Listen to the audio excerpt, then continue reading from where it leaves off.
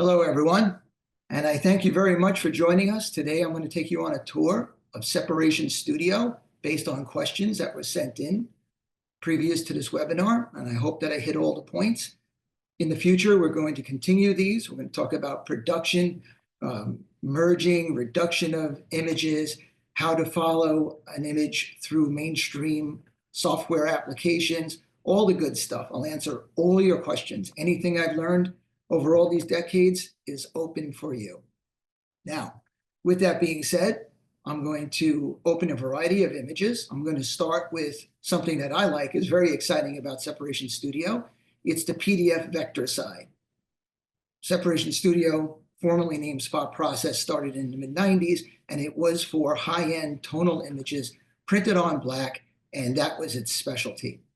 Somewhere around 2017, we saw the future coming with stock images and generative AI, all kinds of things, images coming in from clients that weren't prepared right, and screen printers were struggling. So we decided that we would address that. And that's what I'm going to begin with and show you what's happening there. So might as well just start. Let me share my screen. All right, first thing we're going to do is open up Sep Studio. If anyone's curious, that's me as a young man in the mid-'80s. One of my artists illustrated that for me, and I'm pretty proud of it. So you have to look at me every time you use this. Sorry. Let me move this image out of the way and clear my desktop. All right. So Separation Studio now has two distinct engines. One will take a raster file, say this TIFF, or PDF, or JPEG, and open it using the Spot Process engine, which the industry likes to call Sim Process, but it has now become Spot Process at this point. It's so many decades down the road that we're recognized as the quintessential Sim Process separator. So I like that too. When you open a file that is a vector-based PDF, another engine kicks in, identifies the colors, converts unnecessary process colors or unwanted process colors to useful spot colors, and displays it out for you to work. And that's how we're going to begin. What I'm going to do is open up my first file. And it's going to be, let's start with Raven 20. I like this file a lot because I generated it from a stock image and I added halftones into it with a TIFF image, a bitmap TIFF from Photoshop. I like the way it looked then, but I might want to make a change today, and that's what we're going to go through. The first thing you see here is that there's a warning, and it says that the PDF is larger than the size that I set up my program to accept. This program has a preference, and if you have a maximum print size that you never want your images to exceed, it will honor that. It'll warn you. You can also override it and say, do not resize. In this case, it's just a little bit more than 10 by 10. I'm going to let the software do its job and open it up.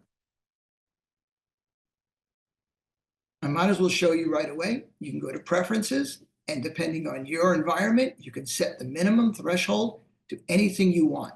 Anything smaller, you won't see the warning. That's how that all works. And the reason for that is when you download things from the internet, sometimes they're as big as a billboard. They're built with no regard to screen print standards. Therefore, they're just images generated. They look beautiful. I encourage you to use them, but they were a struggle for myself and everyone else to manage, and time is precious. So this software makes short work of that. And here's my image right now. What I like about this is that not only does it accept vector PDF, not raster PDF, but in here, this was a bitmap TIFF that I generated in Photoshop. I brought it to Illustrator, I masked it in, and I loved it there. And now when I open it up, it's part of the image. So we honor TIFF bitmap with transparency, spot color brought in. It's a great way to go. Now, with this image, it's separated into specific colors. Easy peasy. You can go straight to print with this, make film, and be done with it. But let's play around with it a little bit. In here, what I want to do is I really would like to have the shirt color come through the beak at this point. What I'm going to do for that is I'm going to isolate the gray and use my selection tool. I'm going to come in real quick and just grab that. Excuse my old hand. It's a little shaky at this point. Whoops. And I'll add a little bit there, and I will hold the Option key and take a little bit away here. And that's pretty good. At that point now, I'm going to select in the active separations. Now that I have that only selected, it's the only one showing, and I will delete that away. Let's go back to the proof positive that redraws everything. And now we have it. I will deselect that from the edit menu. And let's change the shirt color to see what we're up against here. Let's grab a purple. And now you can see the shirt comes through, where before it was actually gray ink. And that's just a nice way to make a knockout and move on from there. Now, if we want to, and we need an underbase, we can quickly create an underbase, which is very nice here. And we have a couple of options I want to explain. Number one, we can set the choke. 0.02 is very minimal. We set that as the minimum. Most screen printers like 0.5. You can go up to 2 point, but that becomes very aggressive.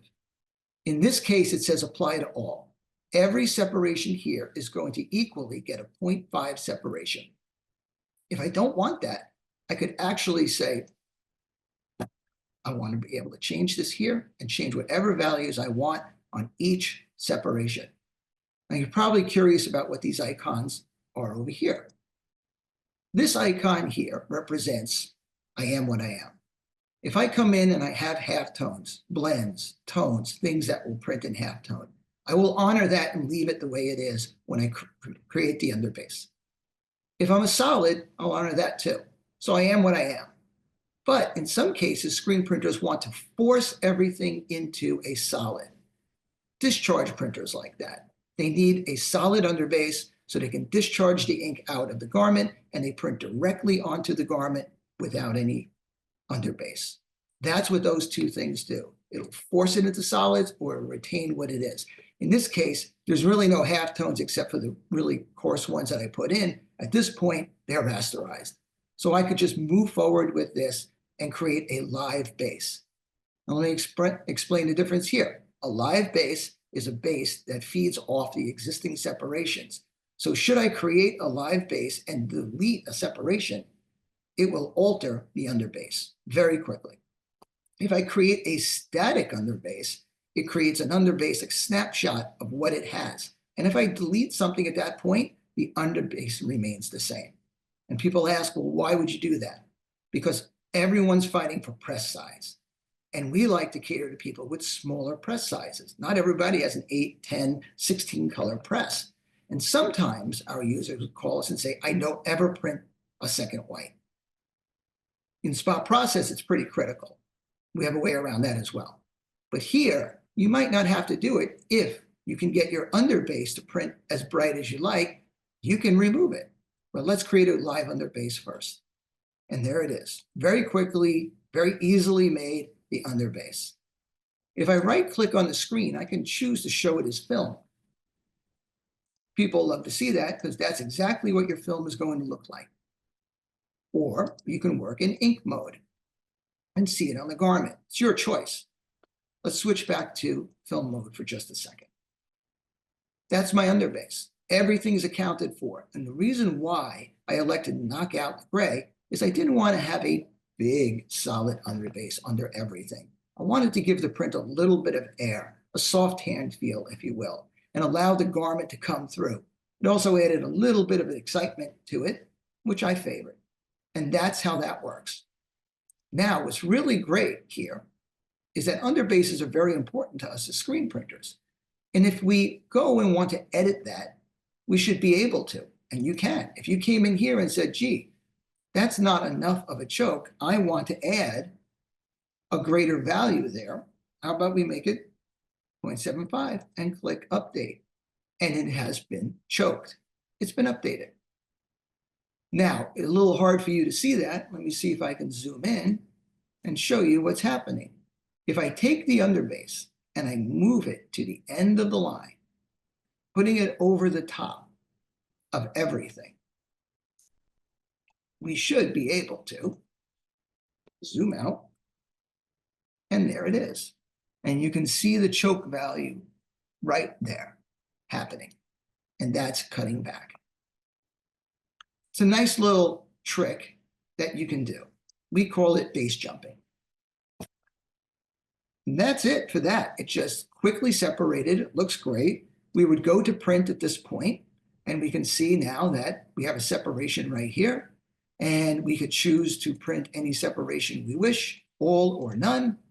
Turn it all on, turn them all off, pick and choose your media, what size you might have, and then send it off to print. If you were to send this to print right now, it would look like this. Hit print, it's automatically going to launch Emerald. And as soon as it's done processing, we see our separation. If you want to move that separation on your film, you can do that as well. I'm going to set it back to the default is the upper left corner.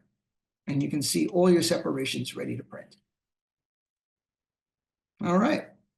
Well, that was the first image that I wanted to show you. And I wanted to clarify some of the things that people ask about base, specifically these icons. And down here, creating a static. Maybe I'll spend an extra moment here and say, here is the underbase. What if I was to throw away one of these separations? Let's prove that it actually would edit. All right, let's take away the white, throw it away. And there it is. The underbase updates because there's no longer that element. We can bring that back. And what we'll do is we'll get rid of the live underbase this time and generate a static underbase. Same thing, maybe 0.5 and create static. Now everybody is on here. And if I throw away the white, it doesn't matter to the base anymore. So understand that, use it when you will, when it's proper for your job. Live feeds off what exists, and when something gets edited or thrown away, it updates itself. And static is a snapshot of what it saw and will always be that for you. Great for discharge, great for removing the top white, allowing the underbase to make up that space without putting an extra screen on the press. All right, terrific. And again, here, you can drag and drop anything you want, different color textiles on. That's great. And if you wanted to change the color, just drag it. Oh, that's a textile color. So how about we change the color of an ink? There we go. Put that back to black. And that's all you do. We have stock textile sets for you to choose through, and we have stock ink sets. You could choose to select something, a separation, and hit the ink bucket, or most people just like to drag and drop things right onto a separation to change the color. All right, that's great. Let's move on to another image, another challenge that was brought to us, and then we'll go on to other features like Power Merge.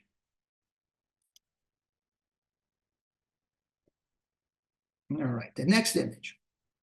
A simple image, one color at this point. We'll open this up, and there it is. Peak house painting. But somebody said, what happens when my client decides they want it to be a multicolored job? All right, obviously this is a very forgiving job. You can use these selection tools to navigate through, as you saw me do when I was editing the other job. But this one, I just need a simple rectangle tool selection, and I'm going to select the top half of the house. All right.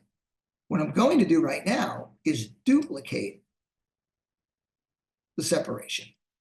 So I have two. And let's go ahead and change the color of the second separation right here. I want the roof to be blue, and I have active separations over here. I can deselect something, and so only the red is active. Let me show you what that looks like by clicking on it. And using the keyboard, I will delete it. Then I'll select the blue separation. I can go ahead and inverse the selection and delete that as well, because now the blue is the one in the active separations, and it'll only affect that one. Come back to proof positive and show all the separations. And deselect the separation, selection. And now we have a 2-color job. Relatively easy, right? Here, we want to add an underbase. Oh, we're going to print it on a colored garment more than likely. Let's put a 0.05 underbase. And in this case, let's underbase both things, right? Maybe, you know what? We're going to go a little bit more aggressive. 0.7.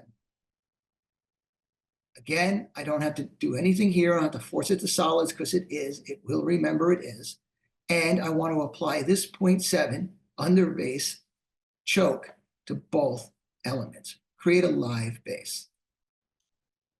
All right, here we go. Let's look at that. Look how terrible this came out right here. Because the choke was too much for the small font at the bottom. And I'm sure you've all run into that. So how do you solve that? All right, we can go back and choose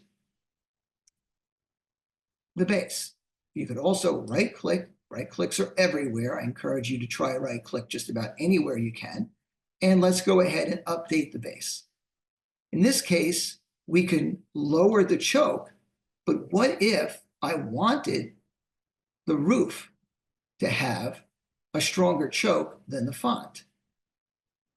I can go ahead and turn that off and now address what I need to do.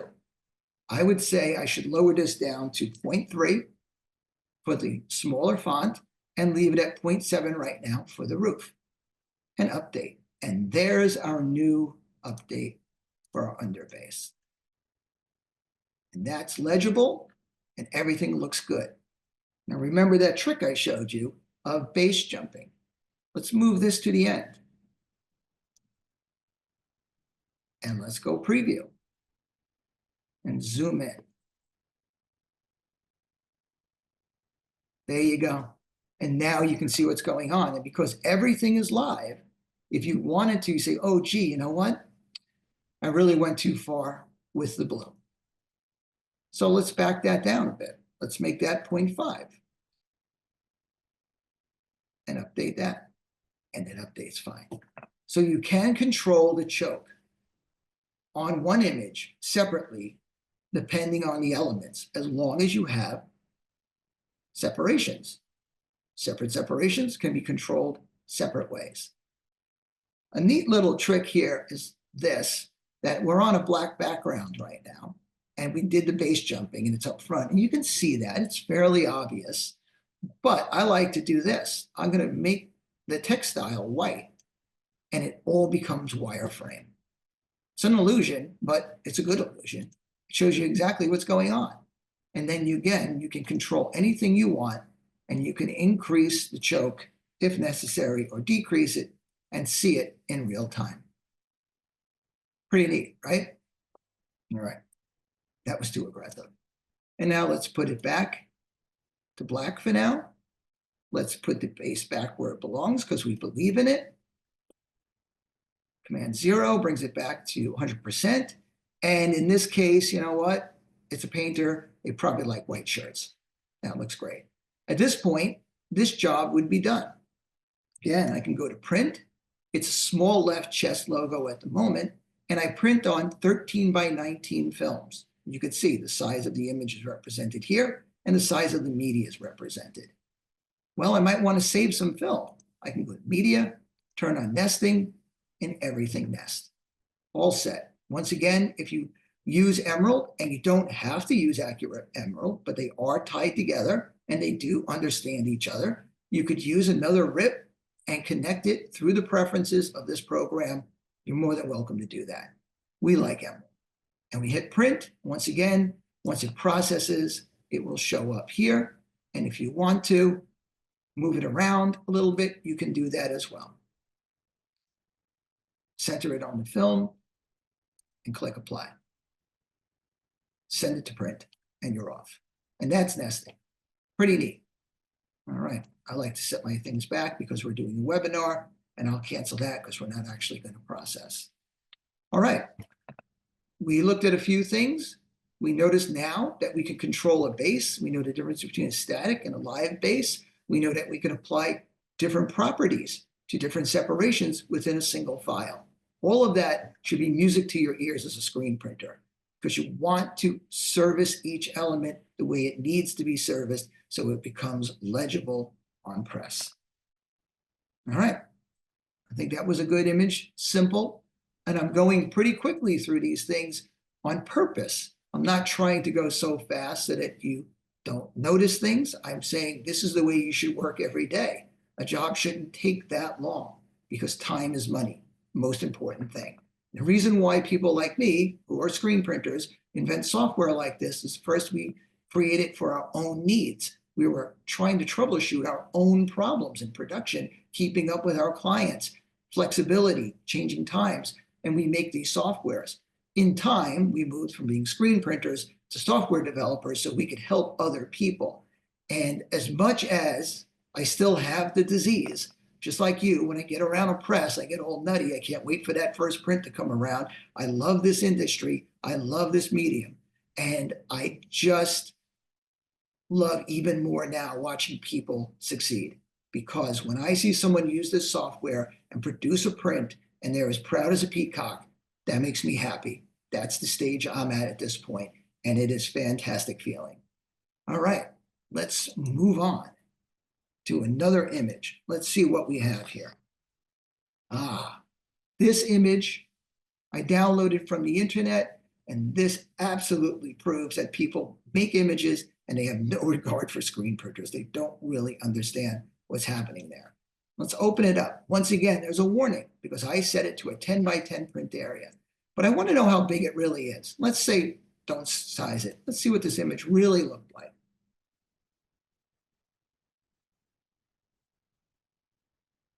Oh, it's a chubby one. But I guess it was all the distress in there. If you look down in the lower right corner, we display for you the document size. So it was 11 by 11. Wasn't terribly big, but it was a vector. And these things right here were all anchor points a moment ago. So you could imagine how much memory was in that, which is tough to open, but didn't take very terribly long.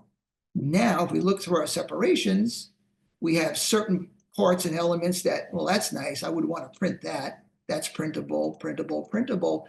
But the person that created this created it and wanted this to be on a two-tone background. But that background is our textile color. We don't want to print that. So the first thing we should do is let's get this down to a smaller, manageable size for a smaller press, save some money, and do that right now by throwing that away. I could have also right-clicked and chose delete, but drag and drop, and it's gone. Now, we're starting to look at the image, and the best part about this is that you should be doing this potentially with your client. So clients, sometimes they have demands, they ask for things, they don't know screen printing. You're trying to advise them, tell them what will work better because you do this for a living. You know what's best, but they tell you, I want it on this color background or that color background. And sometimes it's nice to have a visual tool. This is as much a color separator as it is a proofing and sales tool as well, because they get to see what is possible. Now with this, it looks pretty good as well. And we have 1, 2, 3, 4, 5 colors. A little bit of shading on the basketball, terrific. So let's go a little nutty on this one here. Let's change the color of the shirt to something like that.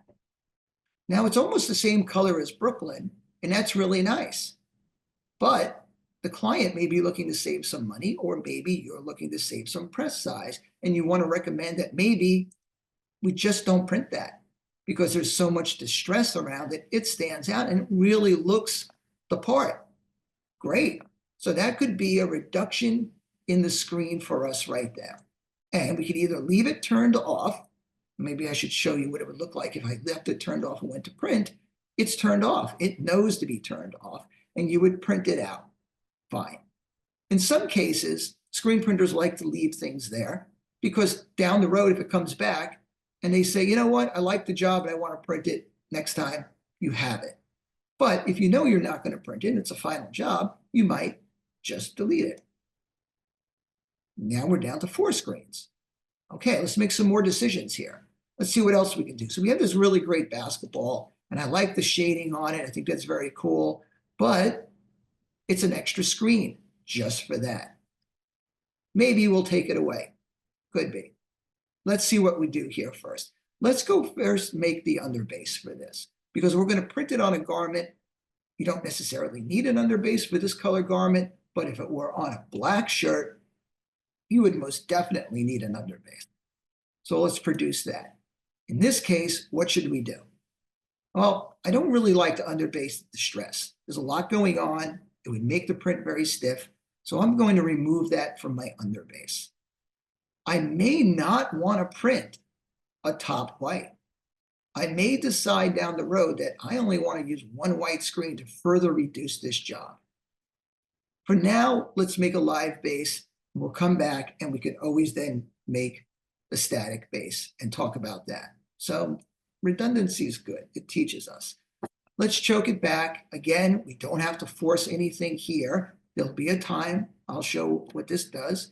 But for now, let's apply everything the same way and create that base. Let's look at it.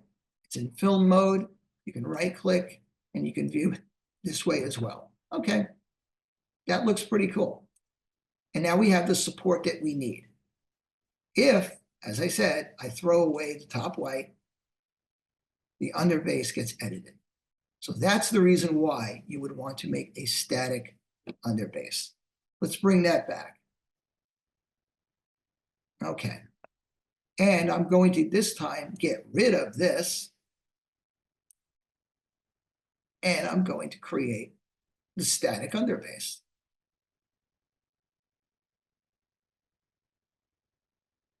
Now that it's represented there, I can throw this away. And this job is just these 4 screens. It's great. Client says, I still want to save some money. I don't really love that. Doesn't have to be. Well, you can just merge this in here. There's a couple of ways to merge it. We haven't used Power Merge yet. Power Merge is a lot of fun. There's a couple of ways to do things in Sep Studio. You could use Press Fit, which is a visual representation of your press, which is nice. And you can just drag things onto the press. You can combine them if you wanted. You can do all kinds of things. Click over here into the dead space to show, and then put it on the textile color. And you've got all these things going. Now, I put the underbase in the wrong spot. So let me move that around. Okay. And that's what it looks like. Excellent.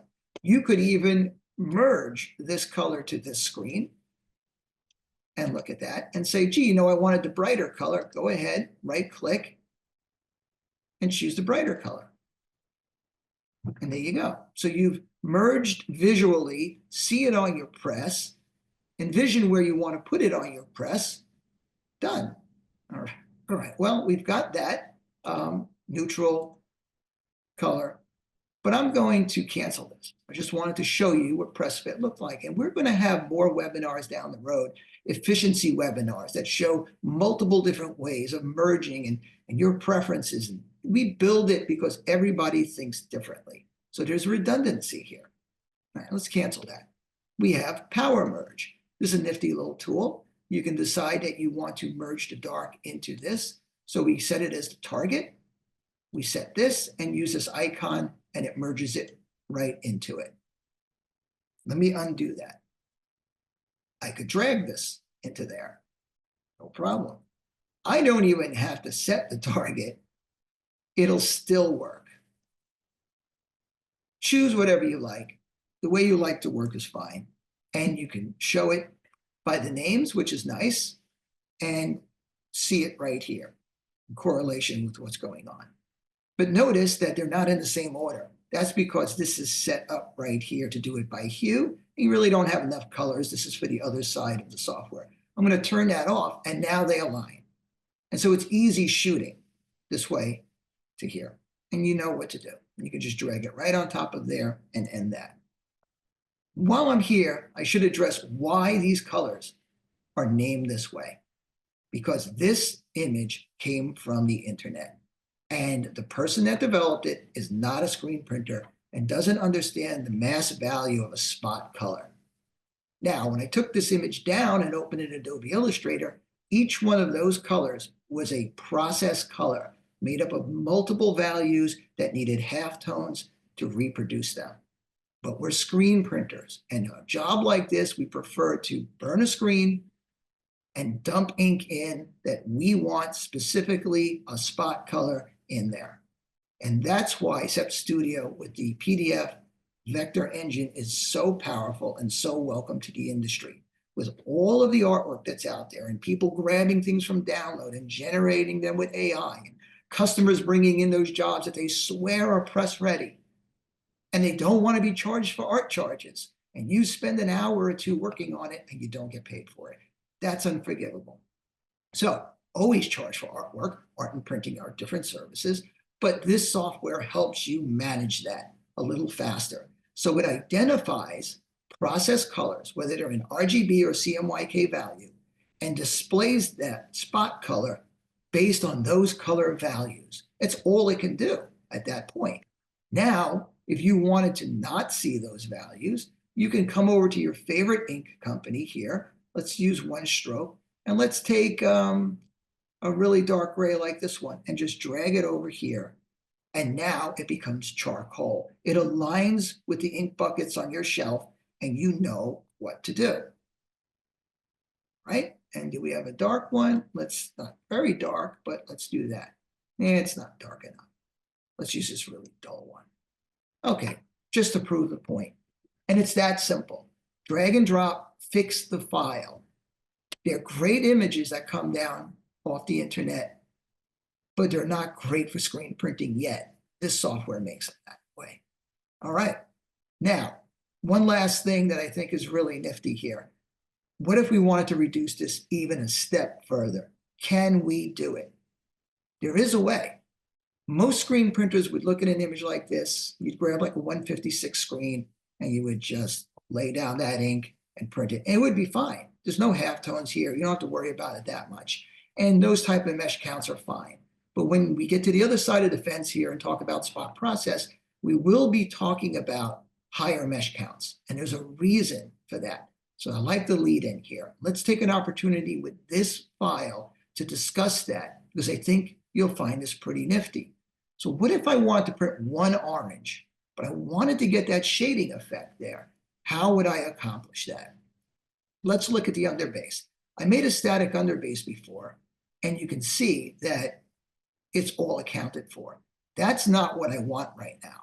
That is not the thing. What I should actually do is go all the way back and bring back the white.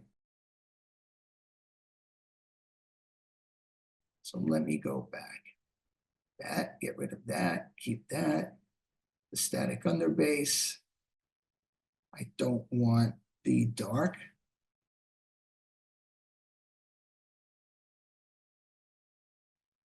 Okay, there we go. That's my guy. All right, now I don't have an underbase under this side, and I do have ink that goes there. And that would go right on the garment. And if you put that into a high mesh count, the minimal amount of ink is going to sublimate from the garment and dull down, because it's called off-base printing. And that's one of the keys to spot process printing, which is the high-end printing. That if it's on the base, it gets bright. And if it falls off the base, it naturally has to have a drop-off. We still have two screens. We don't want two screens. So let's go ahead and just merge this into here. And there's a multiply and darken. Both of these will work the same way in this case, because there's no data underneath it. If there was data underneath it, it would look at the differences and calculate the two together. If one data is darker than the other, it's going to go ahead and move just the dark data over. Now, because we're on a computer screen, you see it as one bright image. You don't see the drop-off because it can't work on sublimation here. But we're screen printers, and we know that if we don't have that underbase, there's going to be a drop-off. So let's do that base jump one more time. Let's bring it over here. All right. And let's show what we have going on. All right. And turn on that base. And you can see that it's not accounted for. In this case, I'm going to end up with that secondary value, which is really great. I don't have to put another screen on the press, and I'm ready to go. And because it's a static underbase, I can throw away the white. And here we are. We've got the base that we needed, and we have just these 3 screens to reproduce, but we also said that we might get rid of the Brooklyn. So let's get rid of the Brooklyn. And there you go. And that's in white. Terrific. If you elected not to put the Brooklyn on the base, then it would be knocked out. But this is a static underbase at that point. That's all. Easy enough. If you wanted to edit that, and let's say, all right, instead of Charlie going back and recreating the separation all over again and be like, oh my gosh, what did I do? Let me go to film mode. Let's use one of the tools here. On the underbase, I want it to shine through. That means I don't need data here. So let's just get rid of it. Select it and delete it. And I think it was down at the bottom here too, right? You want that all to shine through. How about I work in this mode? Instead of looking at film mode, let's go ahead and say, oh, what are we trying to do? I'm only going to edit the base. I don't want to touch either of these. So I turn off the active separation. And if I lasso this and hit delete, it's only going to delete what's on the underbase. And you can pick and choose what you want now. So you're literally designing on the fly. So separating is not just technical, it can be creative. Let's see what that looks like. Pretty neat. Do with it what you will. And let's kind of put that on there. Great. One last thing down at the bottom. The artist created this on a strange artboard. Remember the original backdrop? And it has this funky line. Well, we could use some of the tools here and get rid of it. And we want to make sure we're deleting just that separation. So select it, turn everything else off, and hit delete. And that's easy enough to do. But it's kind of irregular down here. We don't really want to have another sharp edge. So I could use one of my tools like this and just go up and down and make like a very irregular, erratic shape on it. Delete that. And I think that looks pretty good. Okay. Something like that. And I think we're done with that one. 3 screens. Not terrible. I like it. All right. Close that out. This one gets a little bit more complicated. Let's go for Pit Stop Barbecue.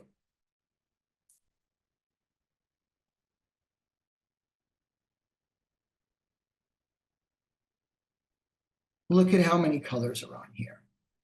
Classic downloaded image from the internet where somebody just went crazy, didn't even recognize that, look, there's a black. They're so close to being the same that it won't even register. But the software can see them as different. So they're less than 1% color different, but they are different. So the artist just kind of willy-nilly, and I'm not crucifying this person, but they didn't notice that these 2 blacks are not the same. And as a screen printer, you get it. Maybe you make film, you miss one, it's catastrophic, or you have to identify it and find it in a menagerie of anchor points in a mainstream program. Also kind of difficult to do. You don't want to do it. This software shows you what's going on straight up. So let's start working on this and let's bring this image down and look at a couple of things in here that we can talk about that will be helpful. Let's just merge these together. And now there's also a very dark color, this one right here. I'm going to list it as name so I can identify it quickly. And it's right here, and it's not really black. It's this off black. It's close to black, but I still want it to be black. I need to save screens, reduce it down. Great. Now we have all of these other colors. Well, we've got an orange and we've got a red. They're pretty close together. Let's make the orange red. Bring it up there. Excellent. Now we've got a bunch of very light colors. Let's just go crazy on it. Let's right click. I'll do it in a different way. Set the target. I'll select some of these light guys right here. And let's hit merge. All right. The image still is holding up its integrity. It still looks very, very similar to the original. And I think that the client might be happy with that. And you as a screen printer say, it's getting closer to my press size. When you have a limited press, you still have to make a concession here or there once in a while. So let's see how far we can push this image at this point and see if we still enjoy it. Now we've got these grays, and these grays here, they have tone in them. These will print as halftones.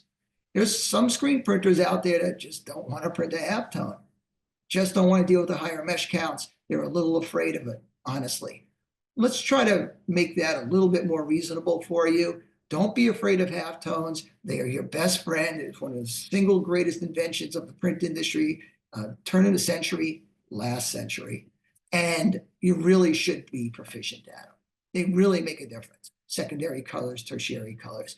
But I get it. Let's look at these things and say, what can we do here to make it a little bit more press friendly? Let's go ahead and show the client that we take these three here and let's merge them together. Still looks pretty good. Not bad here. 1, 2, 3, 4, 5 colors. I still think that we have room here. Let's do something cool. What I want to show you and bring your attention to is on a black t-shirt, when you have halftones, the garment has to shine through to some degree. There has to be a space for the halftones. And that means that it has to be a space for the garment. And when the garment sublimates, when it goes through the oven, it kind of is going to wick up that dye into your ink, and it's going to dull it down. And yellow definitely turns greenish when it meets black. No question. So let's see if we can give that a little love. I have a trick for you. This is kind of neat. Let's look at the red screen all by itself. I've got halftones here and halftones here, and the rest of it's, well, this is solid. That's not. And this has halftones over here, and so does that. All right, I'm going to do something that's called, like in the base where we had this, I want to force it to a solid. If you right-click on the red and say convert to solids, look what happens. And you say, yeah, but it doesn't look like flames anymore. It will as soon as I turn this on, because the yellow halftones are now printing over the top of the red. There's no registration problems here. This is very friendly. Now you could choose to print this wet on wet, absolutely, and like a split fountain, they'll merge together, or you could elect to flash the red just before the yellow comes down, and it'll still have a visual blend, but it'll be a little bit more graphic. It's fun. So let's look at some more things that we can do. This is where it starts to become fun. This is where separations are technical and creative in the same way. Notice that once I did that, I have this hard line at the bottom of the flames. But if you look here, these flames extend a little bit more and have an interesting shape. I wish I had that because I want to have a total overprinting. I don't want to see any line in there. All right, so let's see what we can do. We have this element and this element. So why don't I borrow something? If I right click and I choose duplicate separation, I have a secondary. Excellent. I'm going to open that up and look at that and say, I'm going to get rid of what I don't want because I'm only addressing the flames, and delete that. Get rid of all of this. And now I'm going to convert to solids. This guy's been converted, this guy's been converted, and I could drag this over to here, or I could merge it over here, whatever I want to do. So let me do the merge because we have power merge. It's a cool new feature. Let's do that. Let's select this, and let's go ahead and click the merge. And now let's look at this guy. And look, all the data is accounted for. So you just hacked it up. Years ago, we did that with a scissor and Scotch tape. Now you do it this way. So pretty neat. All right. Now that this guy is still a halftone, he can be adjusted because he has tonality to them. So let's right click and choose Adjust Separation. Sliders. If I move this slider, the dense elements will become more dense. It doesn't add data, it just makes what's there darker. And if I take low saturation and move it, it does not add information again, it actually does remove. The way to explain that is probably show it to you as a single film right here. Let's go to, hello. Let's get right to it and view as film. Now, right click and adjust separation. Now you can see what's going on. That's what I wanted you to lock into your brain. So I'm moving the density. I could make it horrible, I could posterize it.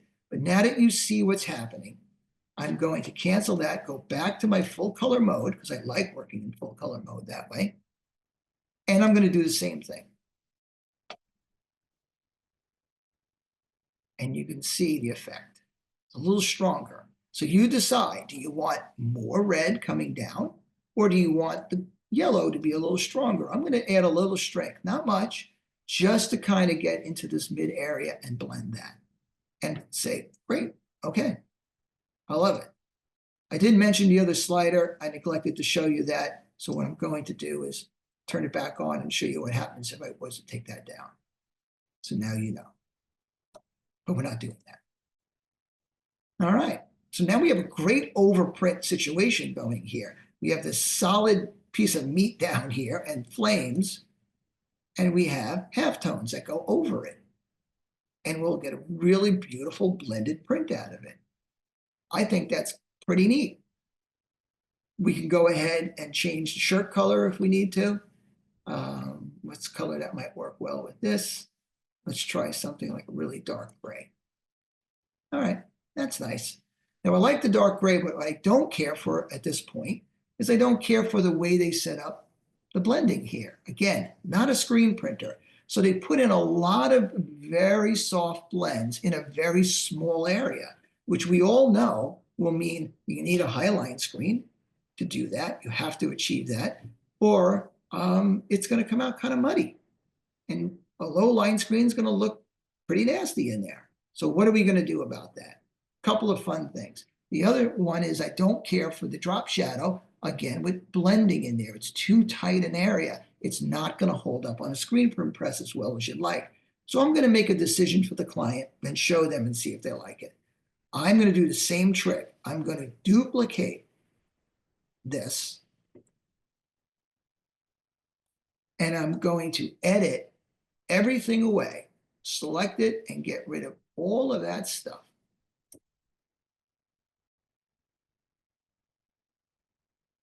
All right. And now I'm going to convert to solids. And then I'm going to drag this. I can use power merge, I can use press fit. I'm just going to simply drag it right here and say darken. And look what we just did to that. We cleaned it up. It's going to look sharper. It stands out a little better. So we're having some fun here. And we've got it down to a pretty reasonable amount. I like it. But let's keep pressing. Let's see how much trouble I can get in now. Go ahead and let's say merge these two together.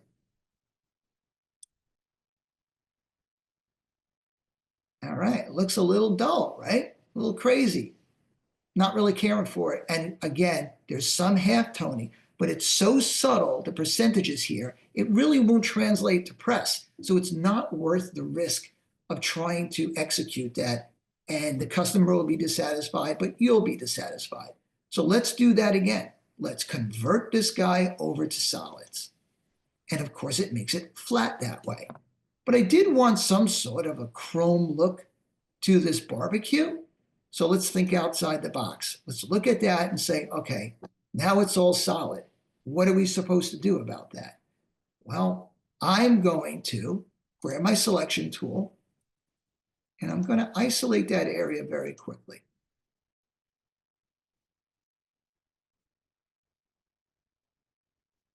That's so I can have freedom with my eraser tool. I'm going to grab my eraser tool and I'm going to give it a really healthy 200 pixel brush. And I'm going to give it a hardness very low. I want it to be very soft. I'm going to go down to, say, I don't know, 7%. Let's try that. And then I'm just going to airbrush that away. Knocked it out, made a soft edge. Let's go see what that looks like. That's kind of cool. I like it. What that is now is it's allowing the shirt color to come through. If I go ahead and change that shirt color to something else, let's try something like orange. See, it's affected that way. And you say, okay, that's kind of funky. So you have to pick a shirt color that's proper for the image.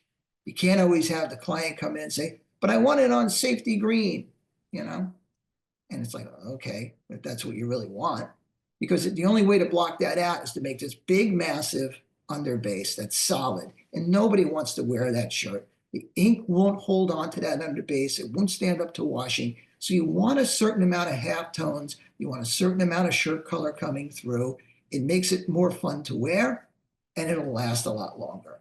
All right? So we do things like that. And that looks pretty neat. Of course, again, you can go ahead and make yourself a live underbase with this. So you don't really want to underbase black. You don't need to. So anytime you could take something away from the underbase, I recommend you do it. And now we have the rest of this, create live. Maybe we'll set that choke, 0.5 that I like, and create a live underbase. And there it is, your live underbase. You can change the choke value, whatever you need to do, you're all set.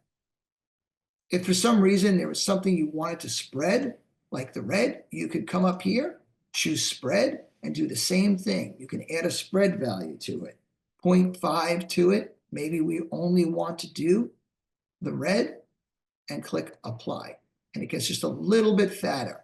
Personally, I don't like it. I don't need it. And there's a reason why we choke and spread things, and we should discuss that. It's very important for me to tell you the why we do things as opposed to just showing you how to run a software. The reason why we choke and spread things is generally because of a problem on press. Softwares can't be imperfect. They don't generate films that don't register. Software does not do that. Where you get misregistration is in the real world. It's when the image goes to an output device, that is an inkjet printer, or the film that you use. It's slipping on the wheels. It's not registering. It's coming out distorted. Or worse and more common is on press, where you don't have tight screens. Your press is not holding registration, and therefore you're trying to build in a forgiveness. In a perfect world, things would butt register. This whole software starts out as butt register. Everything lines up and expects your press to hit and shouldn't be a problem. But in some cases, we know our presses shake, rattle, and roll, or our screens are a little loose, or we overjack the squeegee pressure and create screen roll. This is what happens. If this is reality for you, first of all, address them and see if you can fix that, and then you won't have to worry, and you can use minimal choke and spread, maybe none at all. But in the cases that you have those problems, that's why we choke and spread things. It's because of real world problems outside the computer. And you choose what you want to do from there.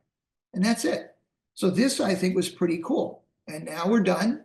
And we've chopped it down quite a bit. Now, if this were on a black shirt, obviously, we don't need to print the black. And we would move on, and we have a base that we would flash. Now we have 1, 2, 3 colors. You choose whether you want to flash after the red, but you can print wet on wet, and it'll be a softer ombre in here.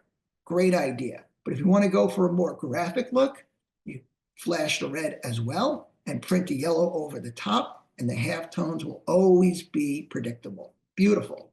Very nice look. Hit the print. And again, this represents a small logo. Let's say this was a left chest logo. I could change the size of it here. I could go change the percentage and make it 200% bigger if I wanted. That's great, but let's leave it where it was.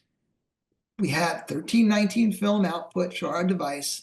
We could set all kinds of registration marks. We've got these really great wagon wheels, which ensures excellent registration, different layouts, whatever you want, all the tools that you need. You can add the registration marks or take them away, center lines, whatever you want is here. Whatever you need is here. But let's go into here and say, well, look how small the image is. Look how many separations we have. Let's turn on nesting, save some film. Done.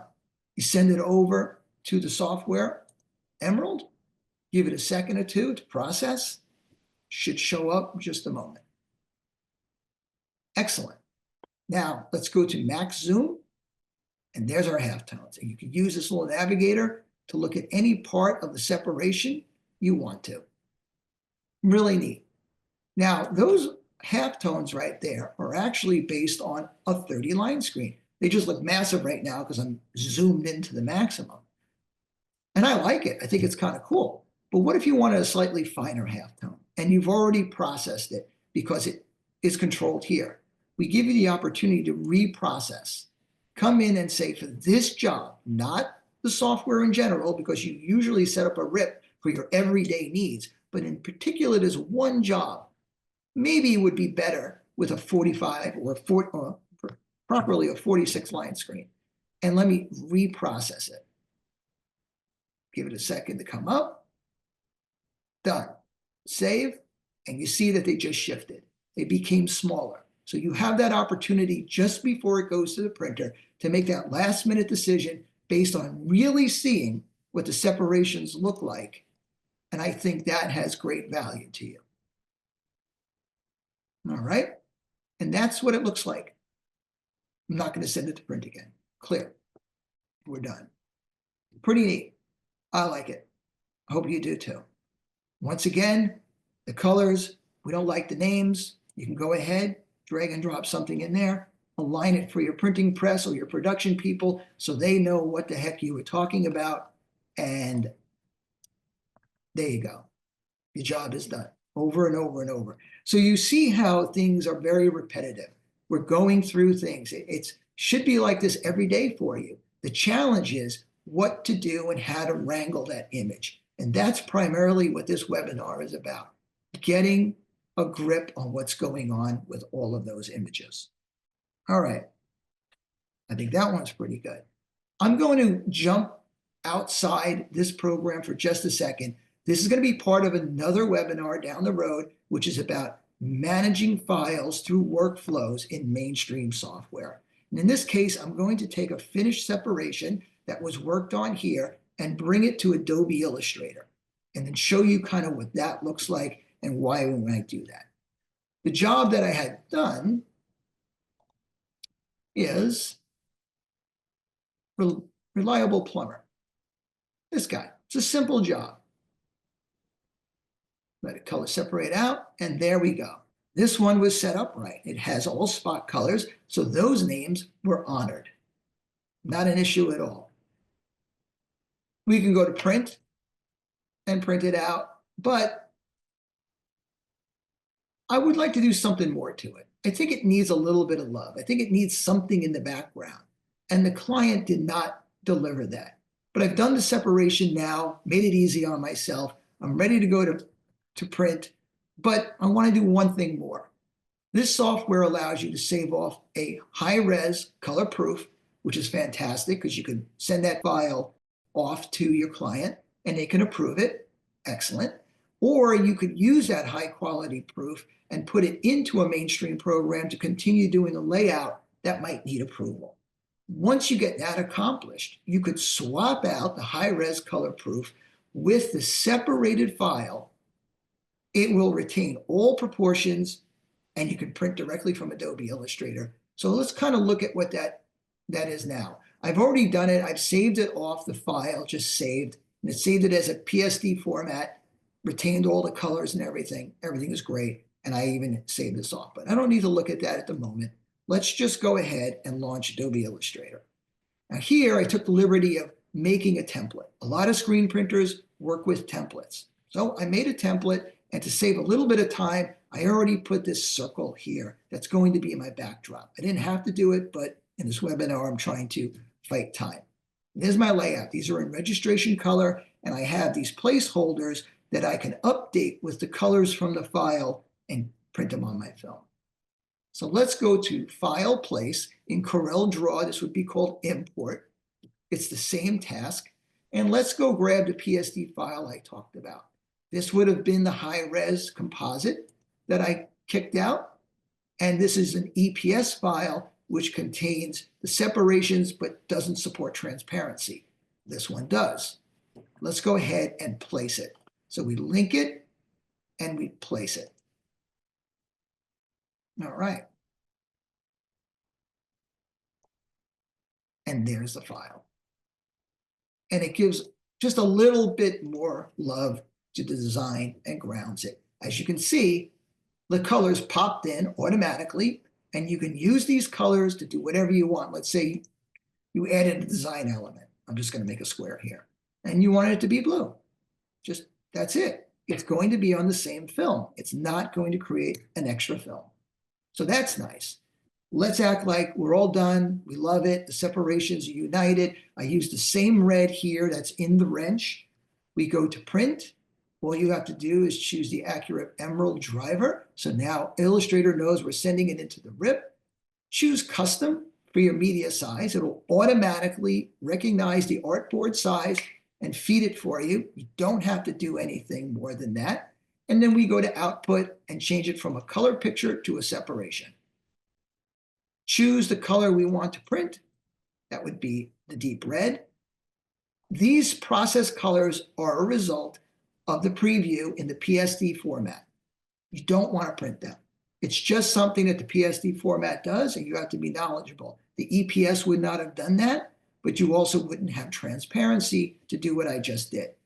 A lot of times the EPS is for people who run DTS machines.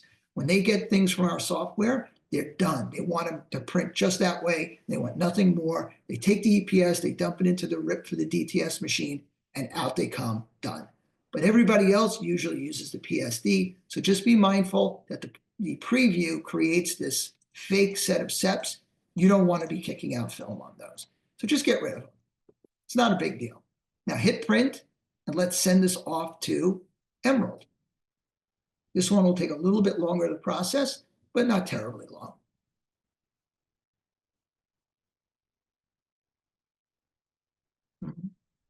Okay.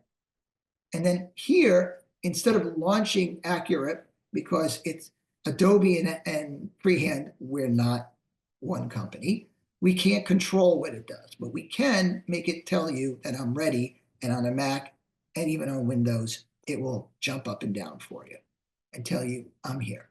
So it was screened with a 30-line screen. Let's go look at that. And there's your halftones. That little blend on the same film as the red, called deep red, ready to go. Really cool. But let's do something a little creative, even at this point. I'm a big fan of using halftones as a design element. And this is a cartoon, and this should be fun, and it should be more graphic. And trying to print a super smooth blend like it's an airbrush on a cartoon, they just don't jive.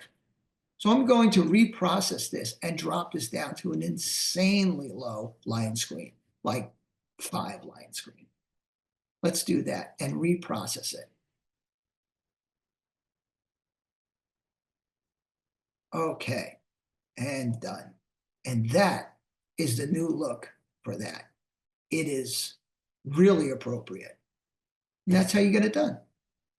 That's just the road I want to deviate really quickly. We will do a deep dive webinar on moving files through Corel Draw, Adobe Illustrator, things like that. And there's a whole bunch of little tips and tricks and secrets, but those are their tips and tricks and secrets. But we'd be happy to share them with you. All right. I think we're done with that one right there. Now, let's get back to NXT. Now we're ready to move over to spot process, the original algorithm that started everything in '96 and really changed the industry, I think, tremendously. It changed my life because I created the software because I had a need back then. We were doing high-end printing, and with vertical cameras and hand-cut Ruby films and so on, it would take days and days, if not better than a week, just to make films, then put it on the press, see if it worked. It was a lot of trial and error before you get an approval from a client. So print runs had to be tremendous in order to be profitable. And as soon as we used this software or made this software back in '96, it was the culmination of all these old world skills that I had been taught when I was a young man. I started screen printing in the late '70s, and I went into business in '83, and that was all pre-computer. And everything about vertical cameras and image setters and Rubylith and rapidographs and things like that are all brought into the software so that you can get a click of the button and make magic. And I wanted you to be able to enjoy screen printing. And working and busting your butt trying to separate things is not enjoyable. So we take all of that away from you so you can go click open and let's go for something in the raster field. Now these are files that would be TIFF, PNG, or JPEG. And let's start with something like Steven Tyler. And we open it up and instantly Spot Process kicks in, and it's a RGB spectral analyzer that will look at the image and it breaks it down into primary RGB spectral values. It is the only product that does this. We have a license for this. This is it. We break it down. It's a wider color gamut than CMYK. I haven't printed CMYK in 30 years. This is what I use. This is what our clients use. CMYK is good, but for a specific application, maybe pastels on white. Other than that, it is definitely difficult. There are screen printers out there that are very good and they've learned how to do it, and I give them kudos to that because it's a lot of work. This is actually easier. Now, sometimes people look at it and say, but I need a really big press for that. But that's not true. So let's look at these images and also reduce them down to a manageable size. Because it's a spectral analyzer, it looks for content, it creates an underbase, it finds the blue, and look, there's really no green to mention here. And there's really no turquoise to mention here. Right click, show as film. That's all that is. It's a little bit of this halo. It's noise. It's not something you really want to print. So it's a really easy decision to make to say, nope, just get rid of it. And that's why we show you the preview so you can decide quickly. And already we've color reduced it. Now, we should always start with auto adjust. Auto adjust takes the films and boosts them up to a level that many screen printers will say, I like it, I'm ready to print. But there are more advanced people too that say, no, I like to tweak. I don't want you to do everything for me. And that's where we hold pat. We don't take it that far. We intentionally saturate up this data so you can bring it down, because if we don't do that, there's nothing for you to bite into. And we increase the density on separations like the base to a point so you don't have to worry about that. But let's examine what that looks like. We call these raw separations. They're out of the algorithm, they're delivered, and they're just perfectly separated and raw. And we hit the auto adjust and it boosted up a little bit. Let me show you something you shouldn't do. If you keep hitting auto adjust, you will oversaturate. Maybe you like that, great. And if you keep hitting it, it'll start posterizing the image. I don't want to go down that road right now. So we're going to stay away from that. And let's go ahead and work on this. First thing is the nickel tour. Let's make sure our Seps are technically ready to produce something good on press. When it comes to an underbase, let's examine that first.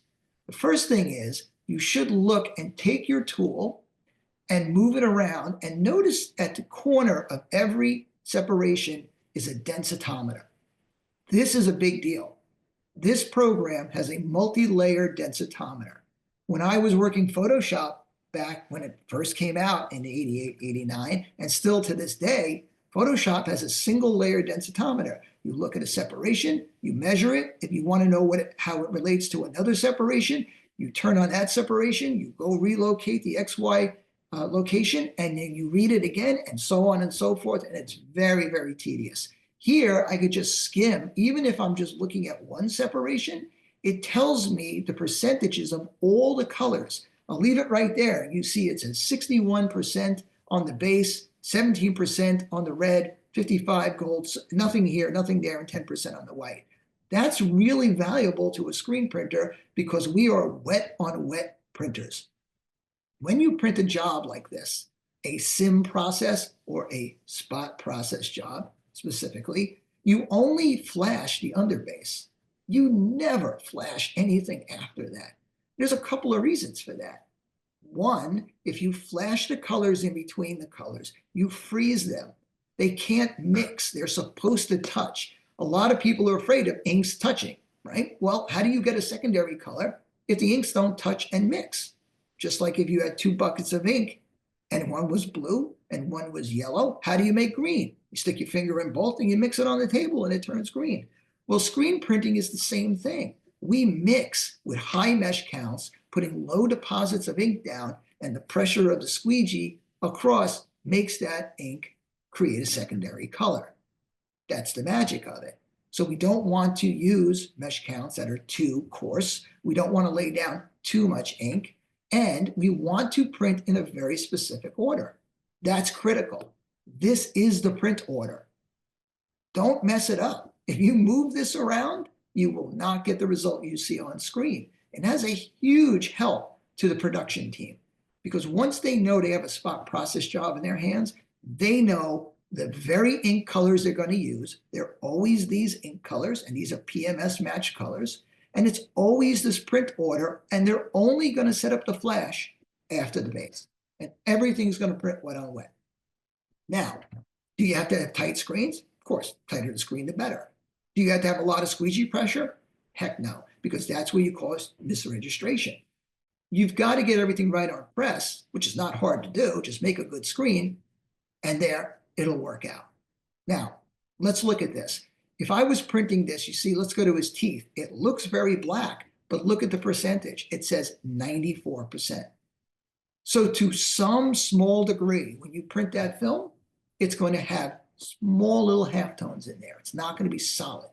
Some screen printers demand it to be that way. They're very good at their screen making, and that's not an issue. And they actually like it for a couple of reasons, technical reasons on press. Therefore, we deliver it this way, raw, that way. But you might say, nope, I want it to be solid. I want it to be as bright as possible. I want those teeth to pop right off. So we need to make that 100%. Very simple. Right click and go to adjust separation. It said it was at 94. I told you before that things round up. Difference between 94 and 100 is 6. Let's just make it 7. Click OK. And let's go take that reading. And there it is. It's 100%.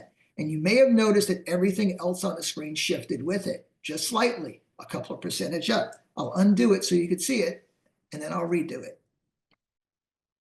That's all it took. That underbase is set and ready to go. I don't have to mess with it. Now I turn on my proof positive, and I'm free to do whatever I want with the rest of the separations in a very redundant manner, and you can do it this way. Look, you do what you like. You adjust it any way you like, or you take away data and make it duller. Whatever you need to do. And that's a global adjustment. That's the entire film has just been adjusted by that slider. But what if you just wanted to bring out his tongue? Make that a little bit more intense. So let me do this. Let me put a very slight feather on it maybe. And I will just kind of come around and my old hand is shaking a bit, but I'm good. Okay, now I'll put it back in this mode. Remember the active separations. If I were now to do something, delete or anything, it would delete everything because all the separations say I'm in play. Let's deactivate that and just choose the red. Now I could just go ahead and I can do whatever I wanted, even if I took an eraser, and it would only affect in there, or I can increase saturation. So I can go and make myself a nice size saturation nib, make it hardness, 50 is fine. High saturation is the very dark areas. Low saturation are the low halftones, 1%, 2%, and mid-tone, obviously mid-skew. I'm going to leave it like that. I could just come in and rub around and start doing that. The good thing is I can go out here and it's not going to hurt because I have a selection. So now I've just kind of emphasized that a little bit. Same accord, if I went and used the adjust separation, I'm now just messing with his tongue. A little heartbeat going on. That's it. You're getting the idea of what you can do. You can look at things, you can select them, you can look at them in ink mode, you can look at them in film mode, you can isolate things, you can use these localized tools such as saturation or desaturate. The sponge is the same thing and opposite. You set it up, you rub it, and it desaturates things. Let's take a look at that while we're kind of jumping around and having some fun here. Let's turn this on. Let's just finish our job. I'm going to get rid of that. Maybe I'll right click and adjust this separation and boost that up just ever so slightly more.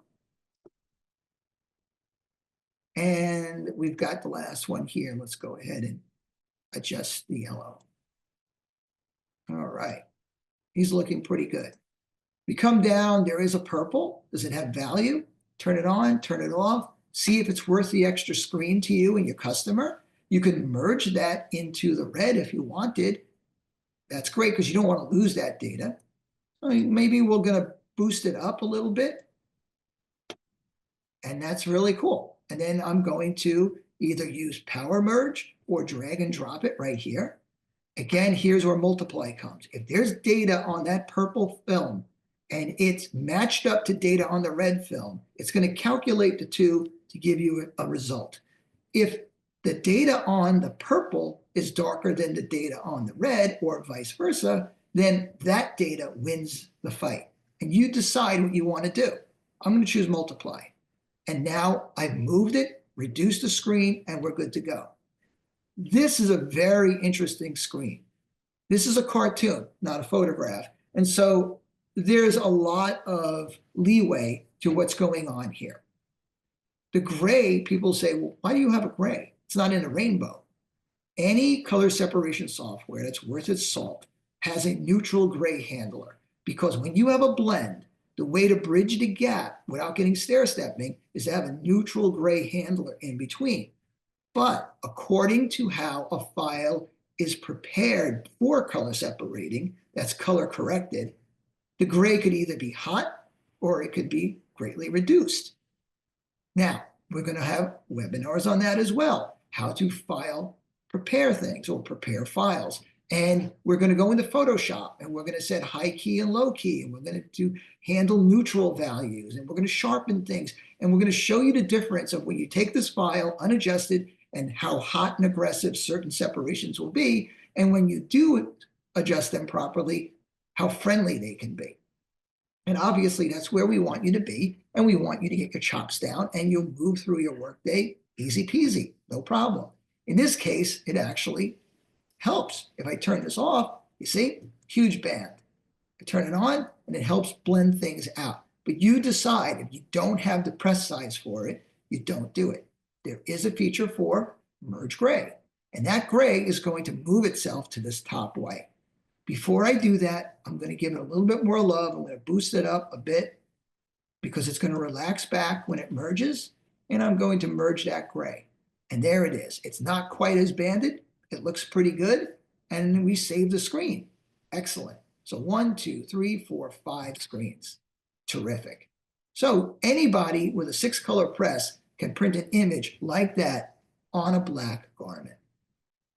All right, I said black garment. What if I printed it on a different color garment? Well, I need a black screen. You can choose this, and a skeletal is the minimal black. It's like a kiss of black. It handles the shadow values and doesn't really go out across the image that much. The detailed is medium value for medium colored shirts like royal blue. And then the sharper is a lot of details. It's as close to a grayscale as you're going to see. And that is for lighter color garments. You can choose whatever you like, whatever you want. But having a choice of multiple blacks is another sign of a professional software that is giving you every option. In this case, let's go with the sharper. Let's just go for something big. And it asks you to choose the file again, and it'll generate it. And it puts it in print order. Very, very important. Black does not go at the end of the print order. when you're printing halftones. You can do it for a trap screen, for simple 2D graphics that you're trying to forgive, again, misregistration on press, and it doesn't interact with other colors. But black is a man-made element. It's not part of the spectral value, and it is aggressive. And if you put black ink, if you've ever mixed a bucket of ink and put a little too much black in it, you kill the whole color. Done. Same thing happens on press because we're literally mixing on press. So you want the black at the bottom of the ink stack, like a stack of pancakes. You want it down there. And you want it to slowly work its way up, corrupt, if you will, properly the colors to create secondary shades and so on. But don't take my word for it. This image looks pretty good. It'll print great. What if you don't listen to me and you put it to the end? Well, let's do that. Let's challenge it here before we set up a press and waste a lot of money. Look how much darker it got. That's what's going to happen on press. I guarantee it. So put it back where it belongs and let it print. You flash on the underbase and then you print wet on wet on wet all the way through until you're done. And that's how you work it. And now we could change the shirt color. Well, let's get crazy here. This is a cropped image, so you really don't see the shirt color. This is actually part of the black separation. So I'm going to use this tool again. I'm going to set up a feather, like 99 pixels, and I'm just going to kind of go up here and run through here real fast. I want to show you what the textile color looks like. And if I go ahead and select all and delete, there you go. Now I've just removed some of that data so it can show through. And if I go ahead and I was to, I don't know what color would look good for Steven Tyler. Let's try beige here. Okay, beige is pretty ugly, but you get the idea. You can now see the shirt color. But let me show you something even more important. Watch his face and watch how the shirt affects the image. See how much warmer it got? The shirt color matters tremendously. So you have to pick an appropriate shirt color that will make your print look good. Once again, the client says he wants this on safety green. It's going to look like that. And there's nothing you can do about it because the shirt has to come through the halftones. So you pick appropriate colors. And if you print on black, you don't need black, so on. Or you go for something that gray, whatever. Oh, that's gross. Oh, no black. That's why. There you go. Now, again, if that was a cropped file and you wanted to, you can come down and you can start chopping away at it and kind of isolate it to show things. Now I'm going very fast, obviously, in a webinar, but you get the idea. And you can control it any way you want and do what you need to do. All right, let's turn that off, deselect that. If there were little elements in the hair you want to bring it out, well, that's what the saturation tool is for. Once again, let's go and let's make ourselves a healthy size, maybe a 90 pixel. Let's stick with the hardness of 50. I'll get a little bit more aggressive and keep it with medium. And let's see what we can do. Maybe in here, he's got blue in the hair, and we just kind of want to bring that out just a little bit. And you can work on your separations to accentuate some of the things that get lost in the ink stack. And there you go. And it just brings a couple of things to light. Excellent. All right. And again, spot process colors are always the same. You have a small color set that will reproduce a lot of colors. And that gives you an opportunity to get great impact from a small press. And if you have a big press, sky's the limit. You can make touch plates, do all kinds of crazy stuff. There's one more move that's out here, and this is relatively new as well in the software. It's called Knockout White. This white is a very important white. You take it away, and it looks like that. And a lot of our customers over the years would do that. What I'm going to do is I'm going to restore the file, and I'm going to open it again, and I'm just going to do a quick run. Open it up. It's raw separations. Auto adjust it. I'm going to grab the guys I know I don't like and don't want. I'm going to get rid of them. So on and so forth. I'm going to adjust up the separation, get that a little brighter. Let's bring that over here, multiply it in. We keep moving along, adjust separation, set that to 7 to boost it up. and we're in pretty good shape. Oh, this guy, we got rid of him. So we're going to boost him up a little bit, and then we're going to merge him away to get our image where we wanted it to be. All right, this is pretty neat. Now, I still don't have press size. I have a very small press, I have a broken head, and I cannot just get rid of that. It just is oversaturated. You go ahead and you choose knockout white. Maybe you cut it back a little bit, just a little bit, so it doesn't get crazy in the knockout, right? For the most part, though, you should start by not making any adjustment and see what the software can do. But I know, and I'm going to click OK. And there it is. It's a little bit more, I don't know, aggressive, I want to say. It's not what I like. But if you have no other choice and you don't have the press size or the customer doesn't have the budget, you can present this to the customer and say, this is what I can do for you. That type of flexibility. If you don't like it, you can undo it and then print it. And that's cool too. So that's how you would run a spot process job. The rest of it, running the tools, there are marker tools. I'll show you some of those things.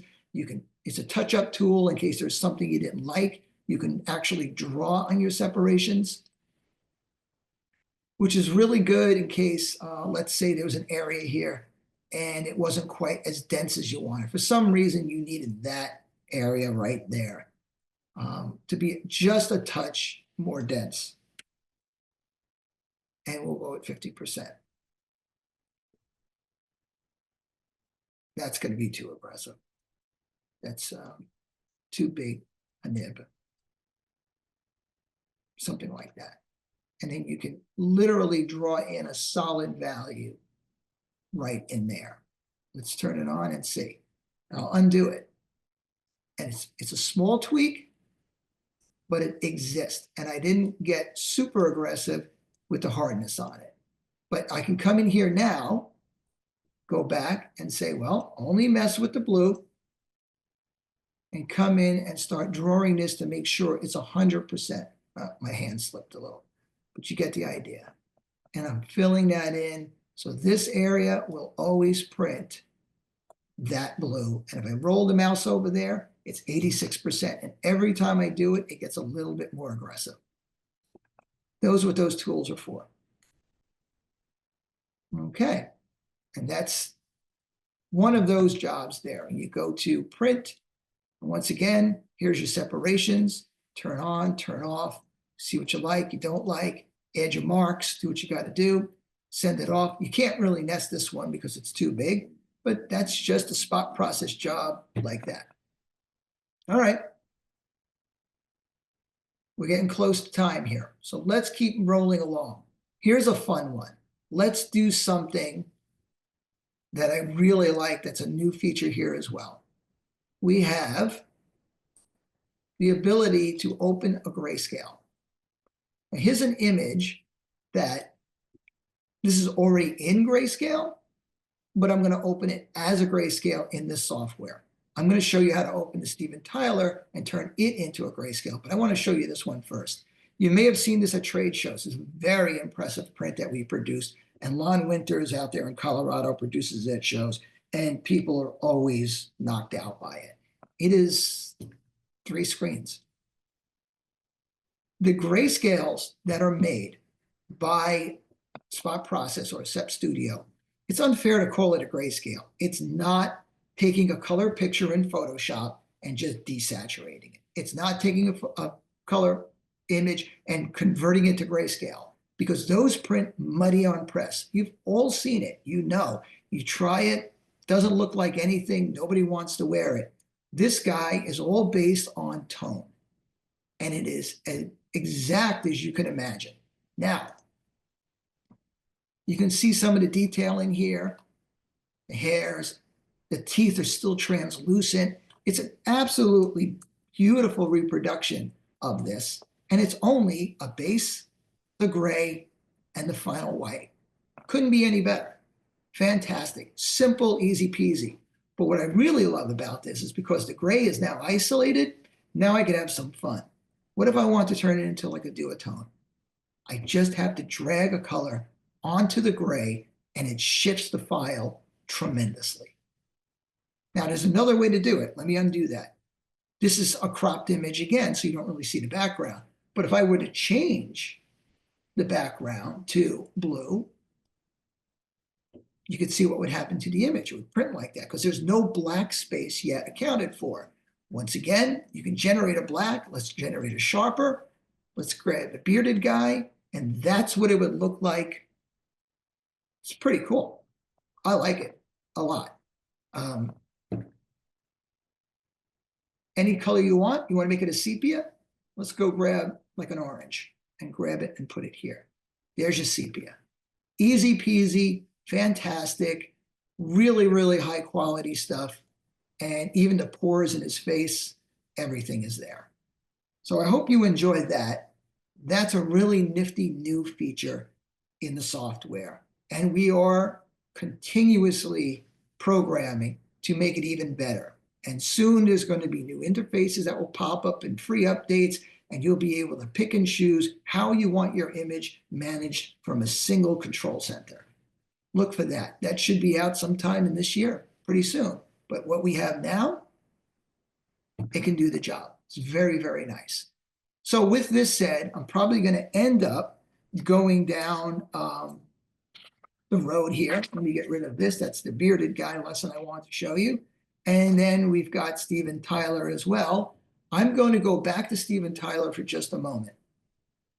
Let's open him up as a grayscale. Now that's a full color image. And there we go. And now it's the same thing. It took the color away, kept the tonality. Let's auto adjust it. And this is what this file is looking like right here and right now. We can right click on this and adjust him and make it even brighter, which is super cool. Then let's have a little bit of fun with it. Maybe we want to give this a little bit more color. So I'm going to give some color to this right now. Let's turn this into a duotone. I like that alone, but we have a little bit more press space. So let's have some fun. Let's right click and duplicate the separation. And let's give this separation, I don't know, like a bright red. Okay. Now, depending on where you place it, it's going to change. And you might like that alone, but I want to have a little bit more fun with it. I'm going to just kind of mess around. All right. And let me go ahead here and do something like that. I'll make a selection right here.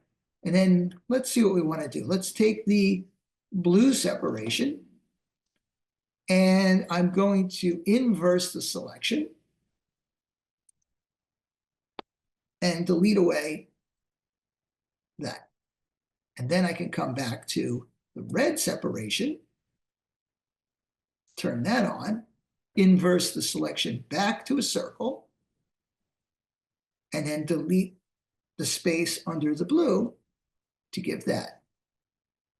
Now, that may not be the greatest design in the world to you. You may not like it that way, but you could see where I'm going with it, and you can play with things and create whatever you want. So with all these selection tools, make random selections, make a whole bunch of circle bubbles if you want, whatever it is that works for you. Split the image in half, use this tool to do it on a diagonal, whatever you like. Just have some fun with it. It's a blast that way. And the last thing I'm going to give you a tip is how to run your screen print shop more effectively. We're screen printers. We have to have a control of color. And that's what all of this is about, controlling color. Let me give you a really fun little thing here that might spark some ideas for you. When I had my print shop, I worked Monday through Friday, getting all the contracts out. Some screen printers have to catch up still on Saturday and Sunday. I hope that you catch up, leaving a Saturday for yourself and a Sunday off. But a Saturday for yourself means getting in your shop and enjoying your craft, pushing yourself, understanding, try to make things better. So let's see what we can do. If you can control color, you can do whatever you want for your client. Well, I'm going to make a screen grab of this color palette, just like that. And this is, let's see what kind of trouble I can get in here. And I'm going to open it up, go to the desktop, and it should show up. There it is. Let's open it up and color separate it. Let's hit auto adjust. That guy right there, right? There's a lot of good similarities. Some colors like this are out of gamut. That's a spot color. You have to dump that in a screen. So it's hard to reproduce it because of the color of this gold. But if you look at this, and black is important, let's generate a black. Let's put some in there and grab the screen and add that. Now, what I'm trying to teach you here is that if you look at these guys and you move your mouse over here, it'll tell you what the colors are in here in the percentages. Now, if you've been to a high-end shop that does a lot of halftone work and a lot of image reproduction, they have these charts printed in their art room. They actually set up screens for all of these, printed them so they would know what their ink systems through certain mesh counts will do on press. And that helps the artist fine-tune separations to get exactly what they want. That's the way it's done. Do you want to know a maniac at that? That's Lon Winters. Ask his staff. When he walks around the press, they all start getting nervous because he's like, I want that color to be exactly like this. And he has this chart and he knows how to get it there. And he gets what he wants every time. That's what makes him a premium printer. We've all done it. It's a lot of work, right? But you don't have to always go to press. What you could do is take this chart and read out the numbers. If you're on a Mac, there's a great tool in the utilities called Digital Color Meter. You can open it up and roll it over here, and it actually tells you the RGB content of every one of these colors.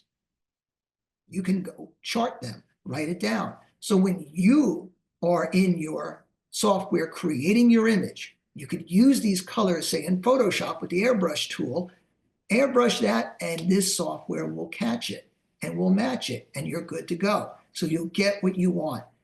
Windows, I'm not even sure if they have that. I know they don't have it in the system, but there's probably an app by now out there that you could get. In the Mac, it's built in, the digital color meter, and you could just roll over these guys, learn the RGB content. But better, you could even see the values here in spot process across the board of what they are. So let me close that out, come back to spot process, and there you go. 96% red, there's a 96% underbase, and there's a little purple at 38, and then 5% top white. That's what makes that color right there. If you turn off the base, it dulls down a little bit and shows you what it would look like off base. The same color on base, the same color off base. This is the key to the highway. This is what you want to learn.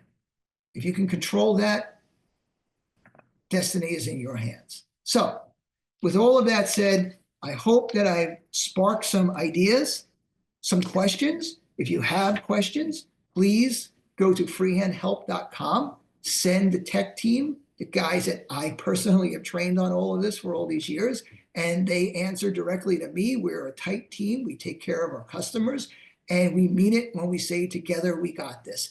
If you have a question, you have a need, ask us. We answer very, very rapidly. You'll be incredibly surprised. This is what we do all day long, is we support our clients, and we're here all day long to do it.